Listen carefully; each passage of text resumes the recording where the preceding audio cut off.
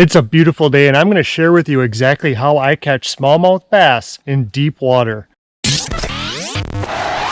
In my opinion, the best way to catch bass in the summer is to go deep, but a lot of people are afraid with that because that means they need to use deep crankbaits. They don't know where to start. They may have to get into electronics to find these humps and breaks and drop-offs and things, but it's not that hard. You have to go to a lake that you know has got a decent amount of bass in it. Don't go to a lake that's like, What I'm trying to say is go to a lake with a lot of bass. That's what I'm saying. What you want to do then is use a jig and a minnow, a jig and a crawler. Live bait's a great way to start because they'll pick that up even if there's not a lot of action on the bait. They'll go off of scent. I like to use a Ned rig, which is by far the best bottom bouncing bait I've ever used in my life. As far as catching bass, largemouth or smallmouth, in this particular lake there's smallmouth. In your lake it could be largemouth. It's the same idea. You want to look for a drop off somewhere. See, now you can see this drop off right here, and there's structure down there. There's some kind of tree or something that's right down there. That's what you want to look for. We're at 17 feet right now, and I like to fish the jigs or the bait slowly and the drop off from shallow going deeper. You can see there's a suspended fish down there as well. Anyways, so I want to look for that. So what I'm going to do is I'm going to start off with my favorite Ned rig TRD. This is a 10th ounce, I believe. They got weird sized jigs, just a black jig like that, like a mushroom, not even a mushroom really, with a exposed hook. I'm going to take that, I'm going to cast out where that drop off was that we just took the kayak over. Now you can do this in a boat, canoe, kayak, doesn't matter. You can do this from shore even if you know there's good drop offs and breaks. And you're just going to bring that back to your kayak or your boat slowly. You can reel it slowly or you can pull it this way. Now I'm using mono. I should be using braid right now with a mono or a fluorocarbon leader. Anyway, so when you bring that back, you just want to really slowly take it back toward whatever you're fishing in. Then what you're going to feel is you're going to feel a bump bump. You're going to set the hook after hesitating for about 1 second. The idea is to start that bait at the top of the drop off and work it down slowly. You can bounce it down. You want to drag the bait back. A lot of people say you pop it, let it sit, pop it. Yeah, that works. But then sometimes you can't tell if they pick it up because they'll spit it out. I just like to keep a nice tight line, drag it slowly. And if that doesn't work, slow down your retrieve. You have to have a lot of patience to do this. There we go. Got one. Dragging it nice and slow. Now this isn't a big one, but it's the concept that works. This is the smallmouth here. That's exactly what you want to do. You want to find that break, find the drop off. They sit on that drop off, they sit on that break right there, waiting for minnows, whatever they happen to go for that day, bait fish. It's a big enough bass, a bluegill, and they sit on that break and they just sit there and wait. That's where they hang out oftentimes. But as you're bringing that bait back toward you, take your time. The worst thing you can do is rush it. If you rush that, oh, here we go. Got another one. This one's small too. I think I'm in the area where there's a lot of small bass, to tell you the truth. I need to go to a different spot of the lake. Usually they school up together in size. That's similar. You'll notice that especially, whoops, there it goes, especially with smallmouth. So I'm gonna paddle out of here, go look for some bigger fish. Probably off that point over there. Got something. There we go.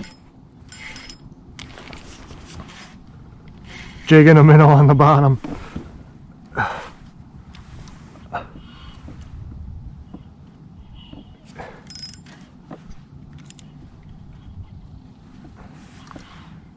Yep, nice smallie here.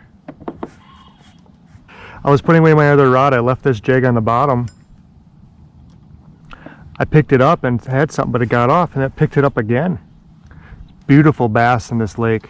I love the way they look. It's clearer water, nice patterns. Gosh, they fight hard, don't they?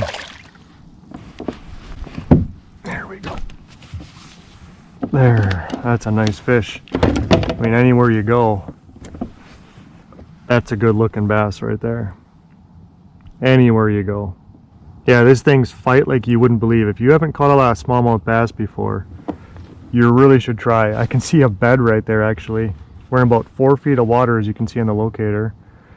It's pretty shallow, but there's a drop off out there. I was probably in 15 to 20 feet. I was way down out that way when it picked it up. Midsummer bass, generally they're deep, especially in clearer lakes, especially smallmouth.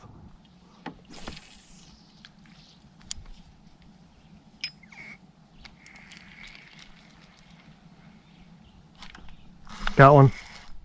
Here we go. Not a big one, but not a really tiny one either. That'll do. It's a feisty guy, that's for sure. This one looks like the dorsal fin is a little messed up on this fish too. Pulling me in.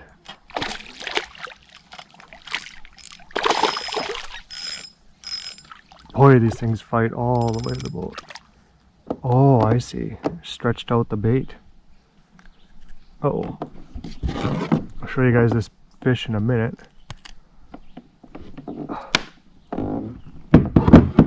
Yeah, that's him. Feisty little guy. Currently we're in 25 feet of water. Obviously it gets more shallow toward the shoreline. We've got a steep shoreline right here, which is great. Once you get up to the shoreline, of course, it's going to be, you know, 4 or 5 feet of water just right there. Then it's going to come out a little bit, and then it's going to go boom, down quickly. I can see there's a fish underneath the boat right there, about 10 feet. Anyway, so what you want to do is you want to cast up to where you think that break starts and work your way back down toward your canoe, kayak, boat, whatever you happen to be fishing out of. So we're going to let that go all the way to the bottom. Take your time here. Once it's to the bottom, your line stops going out of your spool. Just work that slowly back to your kayak or canoe or boat. I want to keep that bait on the bottom. Right now we're in 22 feet of water. We might be a little too deep for this. Might have to go a little bit more shallow. We're working our way to that point over there. So I'm going to go a little past that over here to the left. The drop off is coming up in the point this way. The point comes to my right. The drop off comes toward where we are at the moment. Now we're at 23 feet. Now that is a drop off. I hardly even paddled, and we're already in really deep water. So I'm going to use that to my advantage. I'm going to throw out that bait, the jig and the Ned. I'm just going to wait till that gets to the bottom before I even start retrieving. Have to make sure it's there. I don't have a huge jig, so it is going to take a moment here. And then my line stops moving on top of the water. If you're using mono or braid, it's gonna, you can see it stop moving. I'm just going to work that back nice and slow back toward us. Got him. There it is. Just waited for the bite. Wants to jump out of the water. There he goes. Boy, this one's feisty and pulling. I don't even know if it's that big of a fish, but if you know anything about smallmouth, they fight like crazy. That time, I let the jig sit there. Oh, there he goes. I let the jig sit there for a moment, and sometimes they pick it up. If they're not real active, you can just wait. That one picked it up. I wasn't moving my rod. I felt the bump bump, then I waited a second and then set the hook. I'm using that gray minnow style Ned bait with a jig. It's not the Ned Z-Man jig that you're supposed to use, but it just goes to show you if you're in the right spot, you will catch fish. The right bait helps, but it's not always the color or the action of the bait or what kind of bait you're using. You've got to get in the right location. It's super important when it comes to fishing.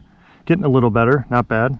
It was right on that break too. We're sitting out here at 22 feet of water. Up there it's probably like 9 or 10 before it starts going down real deep, and it's a very sudden break too. It's very steep. Slowly brought that down, but it was somewhere on that decline hanging out.